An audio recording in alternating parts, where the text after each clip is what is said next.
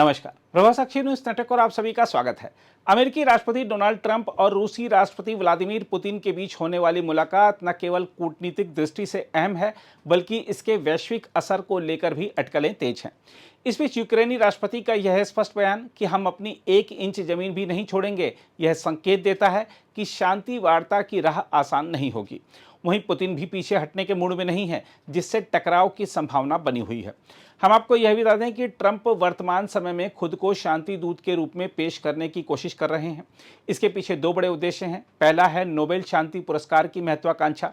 दरअसल ट्रंप रूस यूक्रेन युद्ध को खत्म कराने का श्रेय लेकर अंतर्राष्ट्रीय स्तर पर अपनी छवि को मजबूत करना चाहते हैं। इसके अलावा अमेरिकी चुनावी राजनीति उनका दूसरा उद्देश्य है। दरअसल वह घरेलू मोर्चे पर यह दिखाना चाहते हैं कि वह वैश्विक संकटों को सुलझाने में सक्षम है। रूस यूक्रेन युद्ध का शांतिपूर्ण अंत उनके लिए एक ऐतिहासिक उपलब्धि बन सकता है। अब सवाल उठता है कि यदि पुतिन ने ट्रंप की बात मानने से इनकार किया तब क्या होगा। देखा जाए तो अगर पुतिन ट्रंप के प्रस्तावों को ठुकराते हैं तो ट्रंप का गुस्सा और रणनीतिक प्रतिक्रिया कई रूप ले सकती है। जैसे रूस के खिलाफ नए और कठोर प्रतिबंध लागू हो सकते हैं, विशेष रूप से बैंकिंग, ऊर्जा निर्यात और रक्षा क्षेत्र में। इसके अलावा यूक्रेन को उन्नत हथियार, इंटेलिजेंस और ड्रोन तकनीक मुहैया कराई जा सकती है। साथ ही रूस को वैश्विक मंचों पर अलग थलग करने के लिए यूरोपीय संघ, G7 और नेटो देशों को और मजबूती से जोड़ा जा सकता है। इसके अलावा रूस को समर्थन देने वाले देशों, खासकर भारत, ईरान, उत्तर कोरिया और चीन पर भी अधिक आर्थिक या वित्तीय दबाव डाला जा सकता है।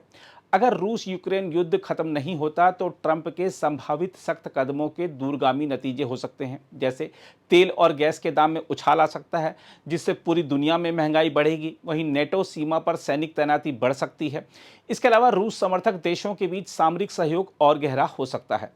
साथ ही पुतिन के संभावित जवाब की बात करें तो माना जा सकता है कि यदि ट्रंप दबाव बढ़ाते हैं तो पुतिन भी ऊर्जा आपूर्ति, साइबर हमलों या एशियाई गठबंधनों के जरिए अमेरिका और उसके सहयोगियों पर पलटवार कर सकते हैं। इसके अलावा वह यूक्रेन में सैन्य मोर्चा और आक्रामक बना सकते हैं ताकि बातचीत की शर्तें अपने पक्ष में तय करें। लेकिन यहाँ यह सवाल भी उठता है कि क्या पुतिन इस युद्ध को समाप्त करने को तैयार होंगे, और यदि हाँ तो किन शर्तों पर। साथ ही क्या अमेरिका इन शर्तों को स्वीकार करेगा। देखा जाए तो पुतिन के लिए युद्ध केवल सैन्य टकराव नहीं, बल्कि रूस की सुरक्षा, भू राजनीतिक प्रभाव और ऐतिहासिक दावेदारी का मामला है। उनकी रणनीति इस धारणा पर टिकी है कि पश्चिमी दबाव के बावजूद रूस अपने हितों से पीछे नहीं हटेगा। पुतिन का उद्देश्य सिर्फ युद्ध विराम नहीं, बल्कि एक ऐसा समझौता है जो रूस के दीर्घकालिक हितों को सुनिश्चित करे। पुतिन युद्ध समाप्ति के लिए जो संभावित शर्तें रखेंगे, उनमें माना जा रहा है कि रूस द्वारा कब्जा किए गए क्षेत्रों डोनेट्स्क, लुहांस्क, जापोरोजिया, खेरसॉन पर अंतर्राष्ट्रीय स्तर पर रूस की संप्रभुता को मान्यता मिले। इसके अलावा क्रीमिया पर 2014 के अधिग्रहण को भी मान्यता देने की मांग हो सकती है। यह भी शर्त रखी जा सकती है कि यूक्रेन की तटस्थ स्थिति बनी रहे, यूक्रेन को नेटो में शामिल नहीं किया जाए और दीर्घकालिक सैन्य तटस्थता बनाए रखी जाए। साथ ही यह भी शर्त हो सकती है कि पश्चिमी देशों से यूक्रेन को भारी हथियारों की आपूर्ति पर स्थायी प्रतिबंध लगे। रूस अपने खिलाफ लगे प्रतिबंधों में ढील की मांग भी रख सकता है। इसके तहत अमेरिका और यूरोपीय संघ द्वारा रूस पर लगाए गए आर्थिक और वित्तीय प्रतिबंधों को हटाना या कम करना शामिल होगा। इसके अलावा यूक्रेन में रूसी भाषी आबादी के लिए विशेष संवैधानिक सुरक्षा और स्वायत्तता की मांग भी की जा सकती है। अब सवाल उठता है कि क्या अमेरिका इन शर्तों को मानेगा। देखा जाए तो अमेरिका के सामने दोहरी चुनौती होगी। एक तो उस पर सहयोगी देशों का दबाव होगा। यूरोपीय संघ, विशेषकर पूर्वी यूरोप के देश, किसी भी ऐसे समझौते के खिलाफ होंगे जो रूस को कब्जे वाले क्षेत्रों पर स्थायी नियंत्रण दे। इसके अलावा अमेरिकी राजनीतिक परिदृश्य में रूस के प्रति कड़ा रुख दिखाना ट्रंप के लिए जरूरी होगा, खासकर चुनावी वर्ष में। संभावना है कि अमेरिका कुछ शर्तों को आंशिक रूप से मान सकता है, जैसे यूक्रेन की नेटो सदस्यता पर अस्थायी रोक, लेकिन स्थायी प्रतिबंध पर सहमति मुश्किल है। इसके अलावा कुछ आर्थिक प्रतिबंधों में ढील दी जा सकती है, लेकिन तेल, गैस और बैंकिंग प्रतिबंध बरकरार रह सकते हैं।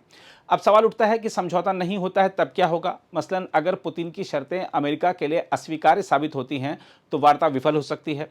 इसके नतीजतन यूक्रेन में युद्ध की तीव्रता बढ़ सकती है। अमेरिका द्वारा यूक्रेन को और उन्नत हथियार व वित्तीय मदद दी जा सकती है।